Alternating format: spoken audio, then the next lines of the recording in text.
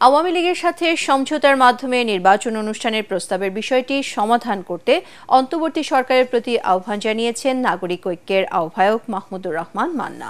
তিনি বলেন, গণতন্ত্র প্রতিষ্ঠার লক্ষ্যে বর্তমান সরকার যেসব সংস্কারের উদ্যোগ নিয়েছে তা নিরর্থক হয়ে যাবে যদি আবার স্বৈরাচার ফিরে আসে। দেশে বর্তমানে জটিল রাজনৈতিক অবস্থা বিরাজ করছে জানিয়ে জাতীয় প্রেস ক্লাবে নাগরিক ঐক্য আয়োজিত এই সংবাদ সম্মেলনে উদ্বেগ প্রকাশ করেন তিনি। বর্তমান সংকট নিরসনে সরকারকে দ্রুত পদক্ষেপ নেওয়ারও আহ্বান জানান তিনি।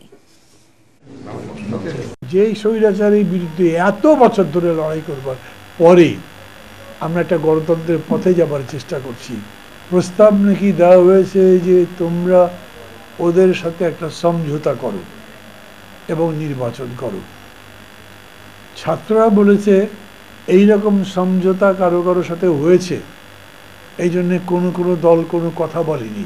আমরা চাই যে এই ব্যাপারটা তাড়াতাড়ি নিষ্পত্তি হোক এবং সরকার একটা সন্তোষজনক সমাধান জবাব আমাদের সামনে হাজির করুক।